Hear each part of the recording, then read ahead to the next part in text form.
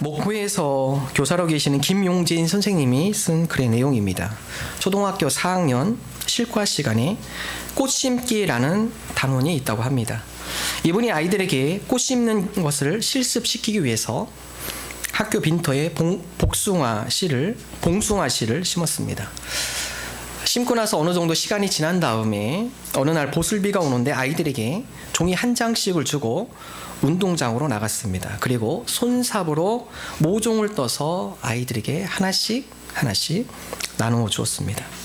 다 끝나고 선생님이 정리를 하고 학교의 교실 안에 들어왔는데 선생님이 교실에 들어와서 아이들이 책상에 올려져 놓은 그 하얀 종이 위에 있는 봉숭아를 보고 깜짝 놀랐습니다. 모종에 붙어 있어야 할 흙을 다 털어버리고 줄기만 들고 있었기 때문입니다. 어떤 아이는 좀 더 깨끗이 하기 위해서 수도가로 가서 콩나물 씻듯이 뿌리를 깨끗이 씻어서 하얀 종이 위에 봉숭아를 올려놓았습니다. 선생님이 그것을 보고 너무나 화가 나서 호통을 쳤습니다. 그러나 아이들은 자기들이 왜 야단을 맞는지 이유를 몰랐습니다. 그때 선생님께서 그 모습 과정을 보며 다음과 같은 이야기를 합니다. 내가 아이들을 잘못 가르쳤구나. 초등학교 4학년이 되도록 질문하는 법을 안 가르쳤구나.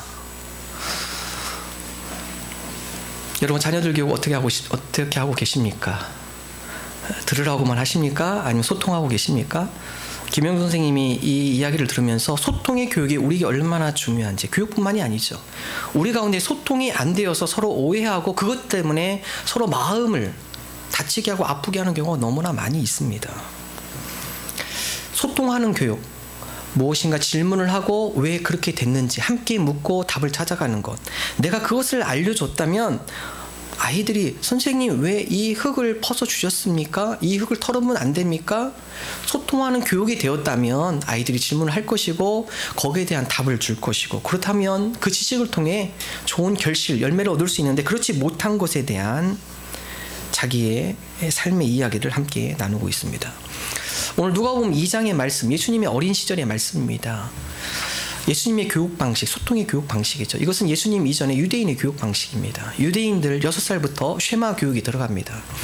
신명기 6장 4절에 보면 쉐마 이스라엘에 들으라. 우리 하나님 여호와는 오직 하나님 여호와시니 너는 마음을 다하고 힘을 다하고 성품을 다하여 내 하나님 여호와를 사랑하라. 6살 때부터 유대인들이 아이들을 위한 교육 방식, 하나님의 말씀을 듣고 그리고 그 말씀을 암송하고 그 말씀을 실천하는 훈련.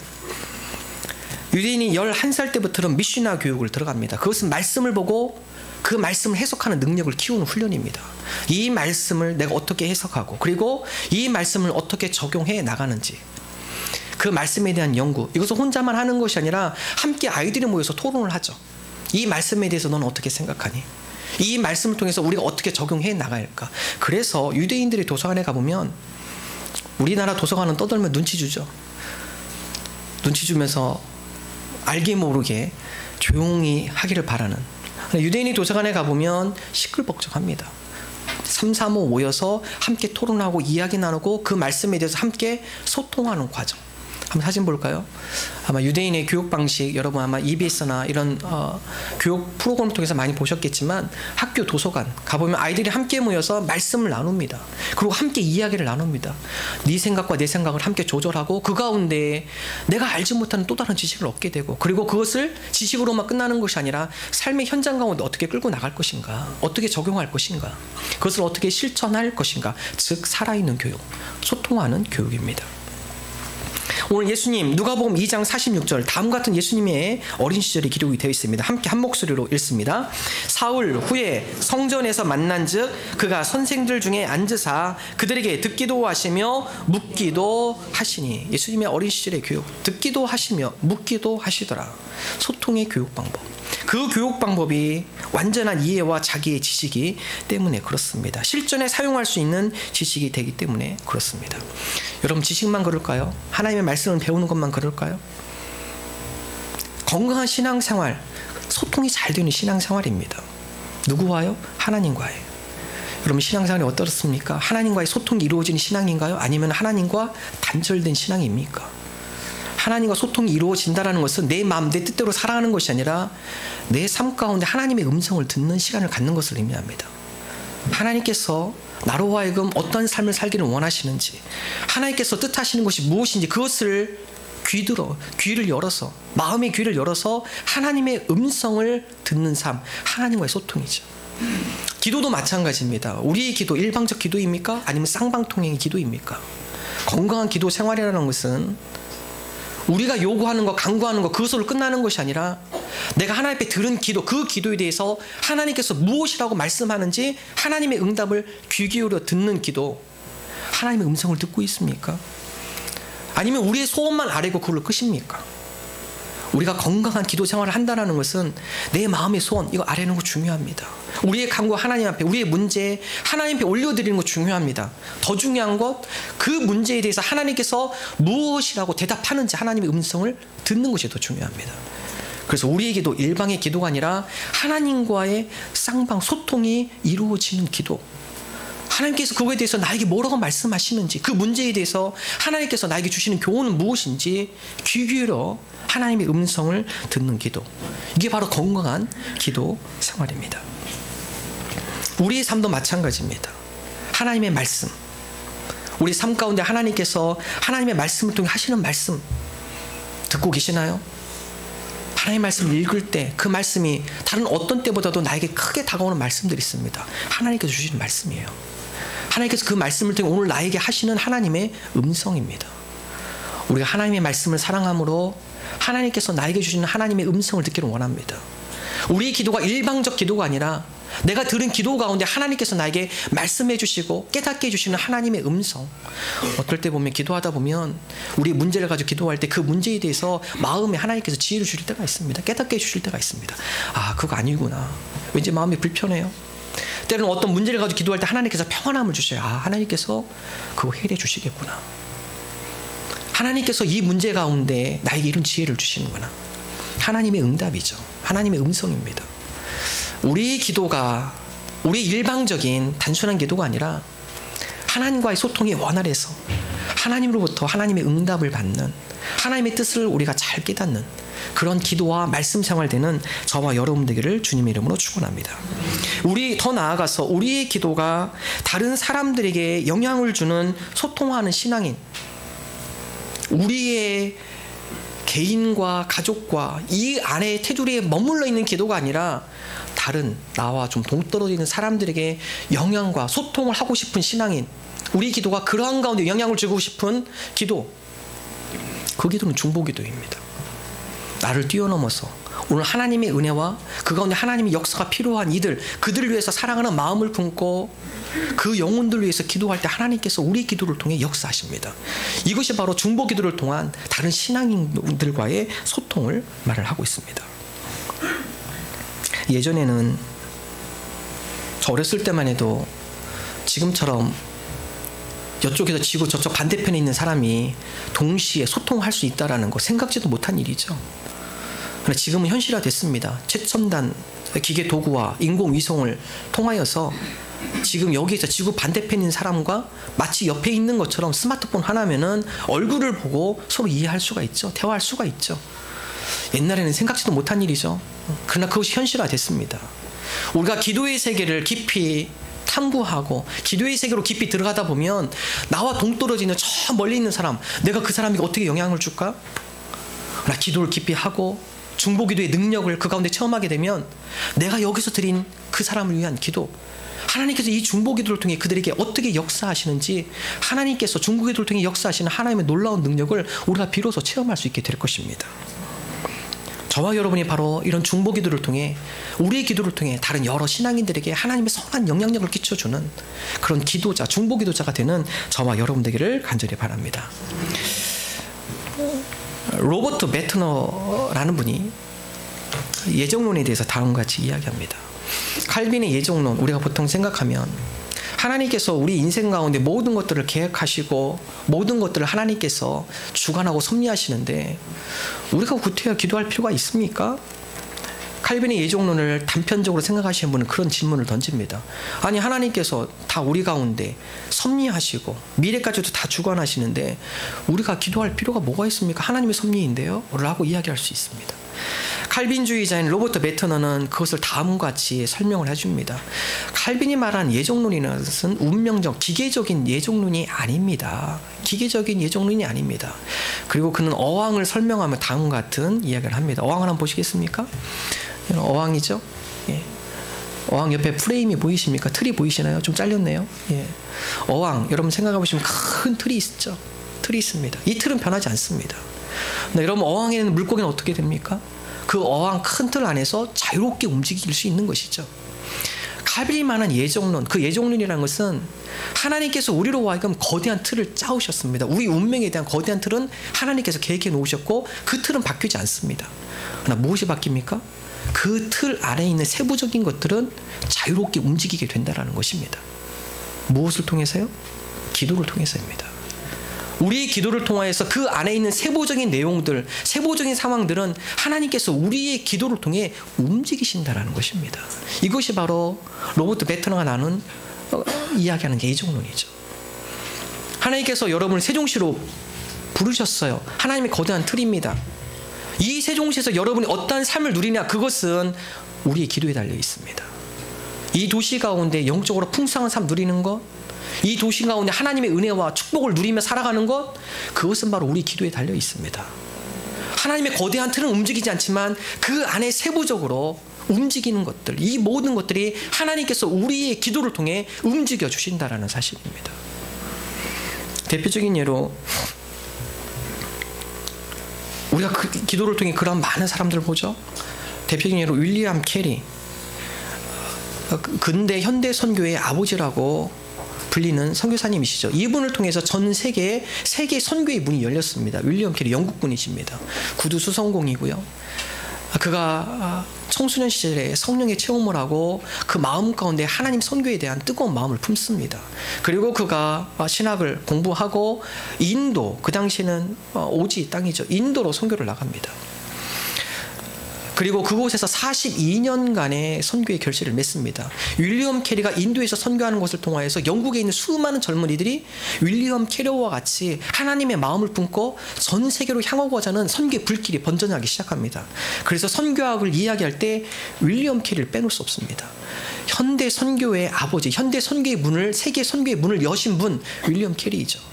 이분이 인도에서 42년 동안 사역하시면서 많은 분들이 질문을 던집니다. 어떻게 그 열악한 환경 가운데, 오지의 땅 인도, 문화가 틀리고 종교가 틀리고 사회적 환경이 틀리고, 윌리엄 캐리가 그곳에서 많은 고난을 당하죠. 복음을 전하면서 때로는 풍토병 때문에 아들을 잃기도 하고 그곳에서 어려운 수많은 과정을 겪습니다. 그럼에도 불구하고 42년 동안 성경 번역 활동과 전도 활동에 귀한 열매와 결실을 맺습니다. 수많은 사람이 질문을 던집니다. 선교사님, 선교 사역의 비밀은 어디에 있습니까? 윌리엄 캐리는 이런 고백을 합니다. 내가 42년 동안 인도에서 일하는 동안, 사역하는 동안 42년 동안 나를 위해서 한 번도 기도를 그치지 않았던 나의 누님의 기도 덕분입니다.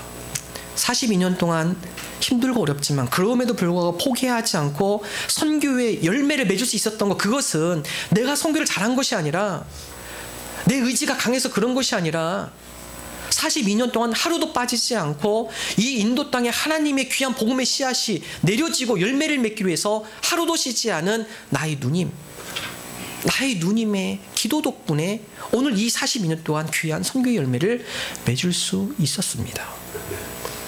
여러분, 그 누님은 몸이 전신 마비되어 거의 움직이지 못하는 환자였습니다. 그 누님이 윌리엄 캐리가 선교 사역을 떠나기 전 이런 말을 합니다. 캐리야, 내가 너한테 돈을 보내줄 수도 없다.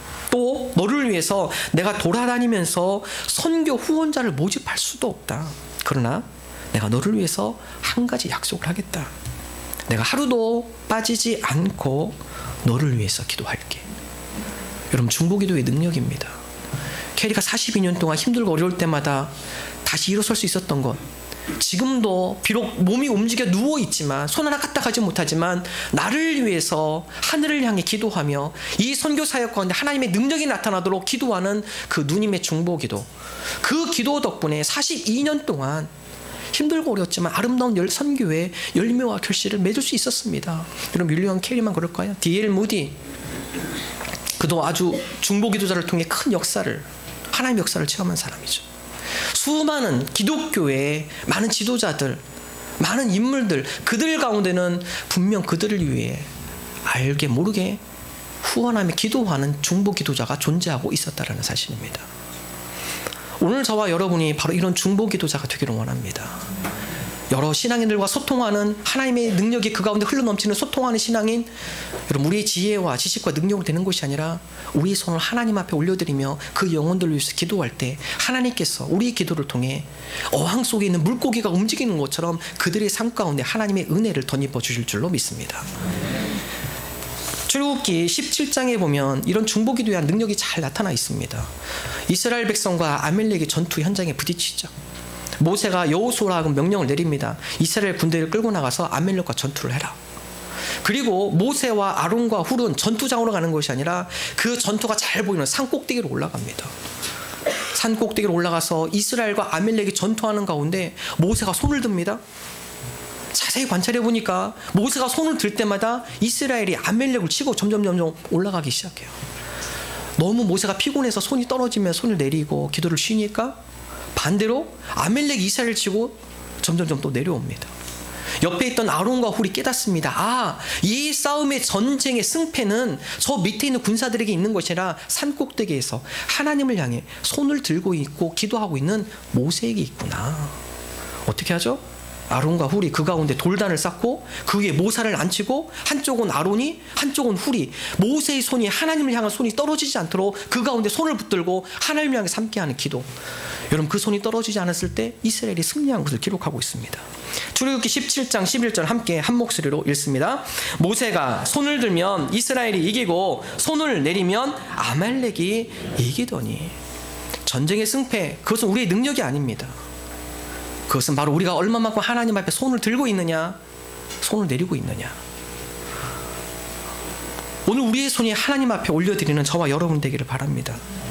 우리가 같은 공간에 없을지라도 공간을 초월하시는 하나님이 우리의 기도를 통해 여호와의 손으로 그곳에 임재하시는 줄로 믿습니다. 이것이 바로 중보기도의 능력입니다. 우리의 자녀, 우리가 일거수일투족 다 따라다닐 수 없습니다. 그들을 위해서 가장 든든한 후원, 그것은 바로 하나님을 향해 우리가 두 손을 들고 하나님 앞에 우리의 기도가 상달되어서 여호와의 손이 우리의 자녀들을 보호하시고 돌보실 때, 그 가운데 하나님의 능력 가운데 보호되어질 때 우리의 자녀들이 형통할 줄로 믿습니다. 여러분, 우리의 가족도 마찬가지입니다. 우리의 직장도 마찬가지입니다. 우리의 관계된 모든 부분들도 마찬가지입니다. 선교지도 마찬가지입니다. 선교 후원, 물질적 후원, 그거 아무것도 아니에요. 물론 그분들한테 도움이, 생활하는 부분이나 선교적인 여러 도구를 구입할 때 도움이 될 수 있죠. 더 중요한 건 기도입니다. 하나님, 우리가 현재 그 땅으로 갈 수는 없지만 오늘 우리의 손을 여호와께로 향합니다. 여호와의 손이 그 선교지 가운데 함께해 주시어서 선교사님들로 하여금 그 가운데 귀한 열매가, 사역의 귀한 결실이 맺을 수 있도록 하나님께서 다스려 주시고 통치하여 주옵소서. 우리의 기도를 통해 그 가운데 선교의 귀한 열매와 결실이 맺어진다는 것입니다. 우리가 바로 이러한 중보기도자, 우리의 손을 하나님 앞에 올리고 우리의 손이 떨어지지 않도록 하나님 앞에 기도하며 나가는, 그래야 해서 하나님과 소통이 원활해지고 또한 우리 주변에 있는 신앙인들, 그분들까지도 하나님의 귀한 선한 영향을 끼치는 소통하는 신앙인, 저와 여러분 모두 되시기를 주님의 이름으로 축원합니다. 오늘 또한 두 번째, 예수님의 어린 시절을 통해 우리가 배울 수 있는 말씀, 예수님의 지혜와 말씀 가운데 많은 사람들이 놀라는 것을 성경 말씀은 기록하고 있습니다. 누가복음 2장 47절의 말씀 함께 한 목소리를 읽습니다. 듣는 자가 다 그 지혜와 대답을 놀랍게 여기더라. 예수님께서 성전에서 가르치시는 가운데 어린아이가 하나님의 말씀을 풀어내기 시작하죠. 묻기도 하고 듣기도 하고 하나님의 말씀을 또 함께 나누기도 하고. 그런데 그 가운데 반응, 그 성전에 있는 많은 율법 교사들, 선생님들, 그들의 고백이 듣는 자가 다 그 지혜와 대답을 놀랍게 여기더라. 여기서 표현 놀랍게 여기더라. 헬라어의 원어의 표현은 에크시탄토라는 단어를 씁니다. 에크시탄토. 여러분, 우리가 어떠한 놀라움을 경험할 때 우리 신체 가운데 첫 번째로 나타나는 신체의 부위, 신체의 반응, 눈입니다. 눈. 우리가 어떠한 놀라움을 경험할 때, 놀라운 소식을 들을 때, 놀라운 일을 우리가 볼 때 제일 먼저 나타나서 반응하는 것은 눈입니다. 눈동자가 커지고요, 눈이 휘둥그레지고요. 만화 영화나 영화 보면요, 눈이 빠지죠. 이렇게 확 빠집니다. 예. 놀라면 눈이 확 커져도 빠지죠. 예.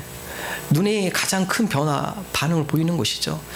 오늘 쓰고 있는 에크시탄토, 누가가 쓰고 있는 에크시탄토의 원어의 뜻, 눈이 튀어나올 정도, 눈이 튀어나올 정도로 놀라더라. 어마어마하게 놀란 것이죠. 무엇이에요? 예수님이 하나님의 말씀을 듣고 그 말씀을 풀어내는 능력, 예수님의 그 지혜에 많은 사람들이 놀랍게 여기는 것을 성경 기록하고 있죠. 여러분, 이뿐만 아니라 예수님께서 사역을 시작한 공생의 시작, 누가복음 4장에 보면 갈릴리 가버나움에서 예수님께서 하나님의 말씀을 선포하시죠. 그때 또한 놀라운 표현이 나옵니다. 누가복음 4장 31절, 32절 함께 한 목소리 읽겠습니다.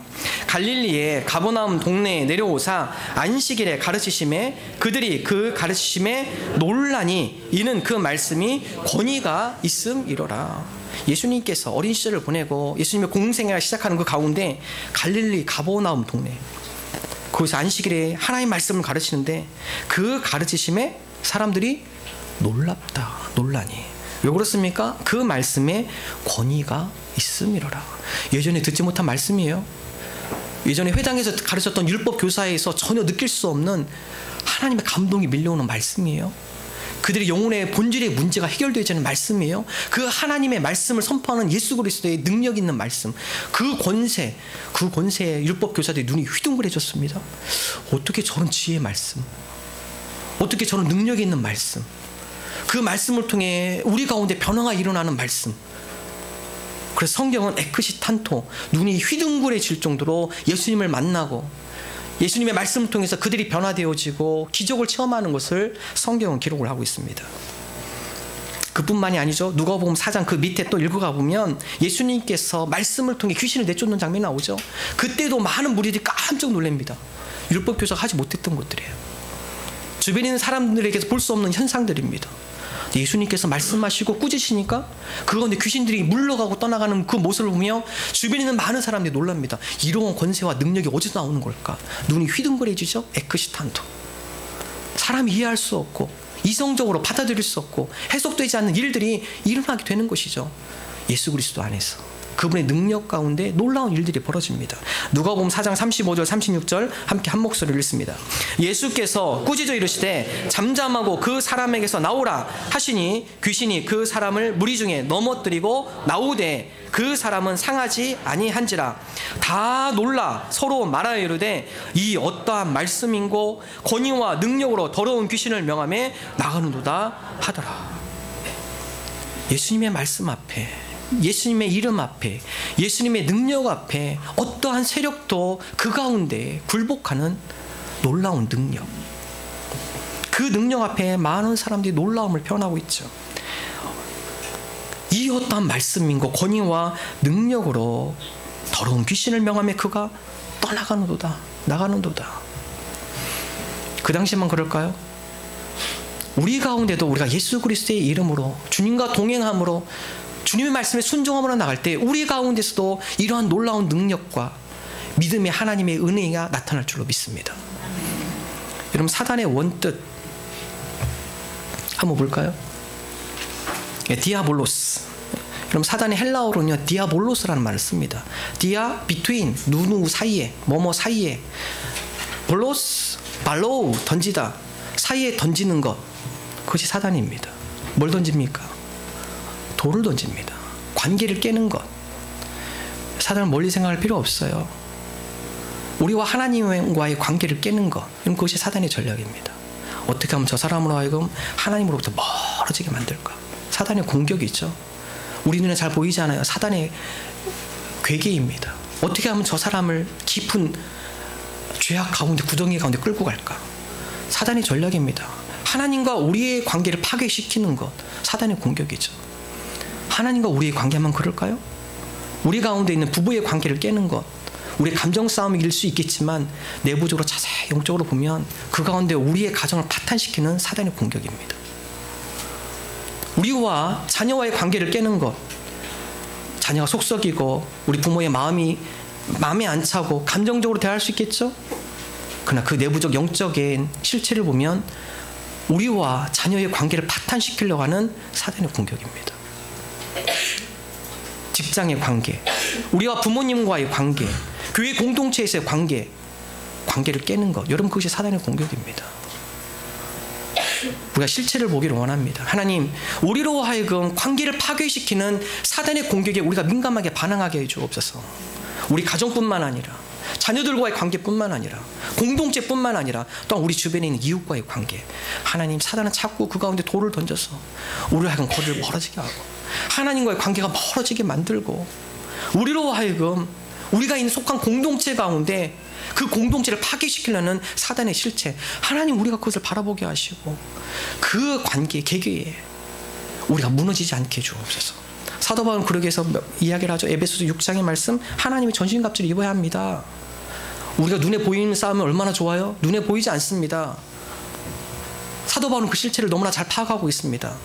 그러므로 우리의 관계를 파괴시키는 사단의 공격에 우리가 대항하고 그것을 이길 수 있는 것, 그것은 바로 이 세상의 갑옷이 아니라 하나님의 전신갑주 그리스도로 우리가 옷 입을 때 우리가 그런 관계로부터 지혜롭게 영적으로 승리할 수 있음을 바울은 고백을 하고 있죠. 에베소 6장 12절 13절의 말씀 함께 한 목소리 읽겠습니다. 우리의 씨름은 혈과 육을 상대하는 것이 아니요 통치자들과 권세들과 이 어둠의 세상 주관자들과 하늘에 있는 악의 영들을 상대함이라. 그러므로 하나님의 전신갑주를 취하라. 이는 악한 날에 너희가 능히 대적하고 모든 일을 행한 후에 서기 위함이라. 우리의 싸움, 눈에 보이는 싸움 얼마나 좋을까요? 눈에 보이지 않습니다. 이 어둠의 세상 주관자들, 하늘에 있는 악한 영들을 상대함에 있어서 우리가 취할 수 있는 것, 그 싸움을 이길 수 있는 것, 그것은 바로 하나님의 전신갑주입니다. 진리의 허리띠, 의의 오심경, 평안의 복음의 신, 믿음의 방패, 구원의 투고, 성령의 검, 곧 하나님의 말씀. 우리가 이것을 무장하지 않으면 우리의 관계가 얼마든지 깨어드릴 수 있는 사단의 공격 대상이 되어줄 수 있다는 것입니다. 사도 바울은 전신갑주와 더불어서 한 가지 더 이야기하죠. 에베소 6장 18절 함께 한 목소리 읽겠습니다. 모든 기도와 간구를 하되 항상 성령 안에서 기도하고 이를 위하여 깨어 구하기를 항상 힘쓰며 여러 성도를 위하여 구하라. 전신갑주 거기에 플러스 하나 뭐죠? 성령 안에서 기도하는 것. 항상 성령 안에서 기도하라. 깨어 구하기를 항상 힘쓰라. 나뿐만 아니라 여러 성도를 위해서 함께 간구해라. 신앙 승리의 비결입니다. 오늘 저와 여러분이 하나님의 전신갑주를 취하고 성령 안에서 기도하기를 힘쓰는 저와 여러분 되기를 주님의 이름으로 축원합니다. 우리가 깨어 구하기를 항상 힘쓰며 여러 성도들이 하나님의 은혜 가운데 믿음 가운데 승리할 수 있도록 함께 중보기도하는 저와 여러분 되기를 주님의 이름으로 축원합니다. 환경은 열악해도 그 가운데 그리스도의 사랑이 넘치고 공동체가 하나가 되어지고 서로 이해와 섬김과 헌신이 있을 때 바로 그것이 하나님의 나라입니다. 바로 그것이 천국의 삶입니다. 정부청사 산업부 함께 예배를 드리면서 명예회장님으로 섬기시는 우리 실장님께서 인사를 드리는데 참 저에게 인상 깊은 그런 이야기를 하시더라고요. 이분께서 초창기는 참 열심히 하셨다고 합니다. 선교를 열심히 하셨는데 어떠한 계기인지 모르겠지만 잠시 좀 떠나서 한동안 안 나오셨습니다. 오래도록. 그래서 다시 또 선교의 첫 해 마치시면서 또 열심히 또 섬기시려고 또 예배를 참석하셨습니다. 근데 이분께서 그곳에 오셔서 하신 말씀, 누군가가 나를 위해서 기도해줬기 때문에 제가 오늘 이 자리에 올 수 있었던 것 같습니다. 그분의 고백이에요. 여러분 오늘 이 자리에 있기까지 내 힘과 노력으로 이 자리에 있다고 생각하지 마십시오. 여러분을 위해서 알지 못한 어떤 누군가의 기도, 그 기도가 때로는 힘들고 어려웠지만 그것을 이길 수 있는 힘과 능력이 되어졌고, 오늘 이 자리에 신앙을 지킬 수 있도록 붙들어준 기도의 줄이 있었기 때문에 오늘 여기에 있게 된 것입니다. 두 번째로 그분 얘기하시는 것, 그분께서 신앙생활 하시면서 유학을 준비하셨는데, 직장생활 하시면서 준비하셨는데 유학하기가 참 힘드셨던 케이스였습니다. 어떻게 정말 기적적으로 하나님의 응답 가운데 가게 됐어요. 그분의 고백이 불가능한 일이었는데 그분이 하나님께서 어떤 과정과 계기를 통하여서 유학을 가게 하셨습니다. 근데 그곳에 도착하자마자 하나님께서 기도 가운데 응답했다는 확신을 갖고 교회 갔는데, 가니까 목사님이 그 목장을 맡으라고 직분을 주셨습니다. 목장을 하시라고. 한국에서도 그렇게 열심히 안 하신 것 같았는데 거기 가서 목장을 맡으니까 힘들죠. 한 3-4명 모인 목장이었다고 합니다. 그런데요, 열심히 헌신하시고 섬기시면서 나중에 나올 때는 사람들이 한 25명에서 26명. 그럼 유학 가면 큰 집 못 살잖아요. 조그만 아파트. 그래서 그곳에서 25명, 26명, 특별히 또 젊은 청년들 맡으라고 해서 청년들하고 젊은 부부들 맡아서 섬기는데, 한국에서도 잘 안 해본 일들인데 가서, 여러분 말이 25, 26명이지 여러분 매주마다 밥 해보세요. 25명, 26명 밥 차려보세요. 쉬운 일 아닙니다. 그런데 저한테 알려주시더라고요. 목사님 그럴 때는 비빔밥이 최고입니다. 저한테 알려주더라고요. 25, 26명 한꺼번에 다 먹을 수 있는 거, 그 비빔밥이 최고입니다. 노하우죠. 많이 해보시니까 그만큼 인원이 와도 그것을 감당할 수 있는 지혜, 해보니까 그런 노하우 경험들이 있는 거예요. 그리고 나서 그분이 하신 얘기, 자기가 여태까지 직장생활 하면서 유학생활 하면서 제일 행복했던 시간 그때래요. 25, 26명 매일 평일에 모여서 밥해 먹이고, 좁아가지고 앉을 자리 없어서 서서 밥 먹고. 왜 그럴까요? 몸은 힘들고 자기 돈 쓰고 자기 시간 투자하고 섬기고 차로도 드라이브 해주고 밤새도록 늦게 다 치워야 하고. 여러분 젊은이들 또 애기도 오고 가니까 폭탄 맞죠. 집이 청소하는데도 우리 목장 해보니까요, 가고 나면 1-2시간 청소해야죠. 설거지 해야죠. 쉽지 않죠. 근데 그분이 얘기가 그렇습니다. 그때가 인생 가운데 제일 행복했대요. 제가 그 얘기가 귀에 탁 들어왔습니다. 힘들고 어렵고 자기 돈 쓰고 열악한 환경이 있지만 그때가 제일 행복했대요. 왜 그럴까요? 하나님 나라가 이루어졌기 때문에 그렇습니다. 섬기는 가운데 변화되는 사람들을 보게 되고, 그들을 위해서 사랑으로 기도하고 그들을 위해서 함께 예배하며 그들 가운데 함께 사랑의 교제를 나눌 때 그 가운데 회복되어지는 하나님의 살아계신 손길을 그들이 직접 그 현장에서 봤기 때문에 그런 것이죠. 그런 거 없으면 그 노동 해보세요. 얼마나 힘듭니까? 근데 그 가운데 하나님께서 역사하시는 살아계신 하나님의 숨결을 느끼기 때문에 즐겁고 행복한 거예요. 하나님께서 이렇게 역사하시는구나. 우리가 이렇게 기도하며 섬겼는데 이 사람들이 이렇게 풀려나가는구나. 하나님의 살아계심의 손길을 확인하는 그 현장, 흥미진진하는 것이죠. 두려움이 없는 것이죠. 담대함이 생기는 것이죠. 오늘 우리 기도를 통해 섬김을 통해 변화되는 이 영혼, 하나님께서 우리 가정도 그렇게 지켜주실 거야. 하나님께서 우리도 함께 해주실 거야. 하나님이 살아계시고 하나님이 나와 함께 하시는 그 현장 가운데 있는 것, 그것이 하나님의 나라입니다. 하나님의 통치예요. 하나님의 놀라운 능력을 맛보게 된다는 것입니다. 어떤 분이 천국과 지옥을 얘기를 하시더라고요. 가보니 그곳은 숟가락이 다 1m랍니다. 1m. 지옥에 가보니까 먹을 게 그렇게 많아서 사람들이 쫄쫄 굶어요. 1m 된 숟가락으로 자기만 먹으려니까 들어갑니까 이게? 천국에 가보니까 사람들이 다 살쪄 있어요. 1m짜리 숟가락으로 자기를 먹는 게 아니라 퍼주는 겁니다. 이렇게 퍼줘서 주는 거. 그 이야기를 하면서 하나님의 나눔과 사랑과 섬김이 있는 것, 그것이 바로 천국의 삶이다. 내 것만 모으고 나만 잘 되기를 바라고 나 중심적으로 이기적으로 사는 것 풍부한 것 같지만, 그 가운데 행복할 것 같지만 그곳이 지옥입니다. 솔로몬은 고백합니다. 살찐 소를 먹으며 서로 미워하는 것보다 채소를 먹으며 서로 사랑하는 것이 나으니라. 하나님의 뜻이 이루어지는 것, 그리스도의 사랑이 그 가운데 흘러 넘치는 것, 그것이 바로 천국임을 솔로몬은 또한 고백을 하고 있습니다. 예수 그리스도 앞에 변화가 일어납니다. 이기적인 자기의 모습이 다른 사람을 향해서 마음이 열리기 시작하고 자기의 기도의 영역이 확대되기 시작하고 주님의 은혜가 필요한 그 영혼들을 돌보게 되고 섬기게 되고 헌신하게 되고 우리의 인생을 하나님 앞에 사랑으로 드리는 놀라운 변화 역사가 일어나게 됩니다. 사도 바울은 그래서 다음 같은 고백을 합니다. 빌립보서 3장 8절 말씀 함께 한 목소리로 읽겠습니다. 또한 모든 것을 해로 여김은 내 주 그리스도 예수를 아는 지식이 가장 고상하기 때문이라. 예수 그리스도 그분을 알으라 하니까. 그럼 바울도 지식이 충만한 사람이었어요. 세상 지식으로는 다른 사람 부럽지 않을 정도로 많은 지식을 갖고 있는 사람입니다. 그의 백그라운드 든든한 가문이에요. 그는 앞날이 보장된, 직업이 보장된 아주 훌륭한 청년이었습니다. 예수 그리스도를 알고 나서는 자기가 갖고 있던 지식, 예수 그리스도의 지식에 비교해 보니까 이거는 아무것도 아니에요. 예수님을 알아가니까, 예수님을 깊이 체험하니까 그 가운데 나타나는 예수 그리스도의 능력, 그 능력 앞에 많은 병자들이 낫고 많은 영혼들이 회개하는 역사가 일어나고 예수 그리스도의 이름 선포할 때마다 많은 영혼들이 소망을 갖게 되고 절망에서 미래에 대한 희망을 갖고 다시 일어나는 많은 무리들을 보며 예수님께서 역사하시는 통로로 사용된 사도 바울. 그럼 바울이 고백하죠. 그분은 정말 가장 귀한 지식이더라.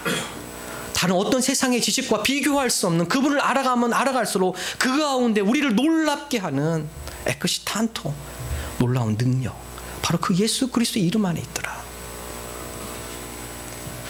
우리의 신앙이 지식으로 멈춰 있지 않기를 원합니다. 우리의 신앙이 예수 그리스도의 능력 안에, 그 이름에 예수 그리스도의 능력으로 말미암아 우리 삶 가운데 살아계신 하나님이 역사하시는 것을 체험하는 저와 여러분 되기를 원합니다. 하나님, 우리로 하여금 소통하는 신앙인, 하나님과 소통함으로 또 많은 사람들에게 중보기도로 소통하는 신앙인이 되게 하여 주옵소서. 하나님, 우리가 지식적으로 끝나는 신앙이 아니라 예수 그리스도 이름 앞에 주님을 더 깊이 알아가며 그분께서 주시는 놀라운 능력, 은혜, 하나님, 이런 살아계신 하나님의 은혜를 맛보는 하나님의 거룩한 백성 되게 하여 주옵소서. 오늘도 이러한 고백으로 함께 나가는 저와 여러분 되시기를 주님의 이름으로 축원합니다.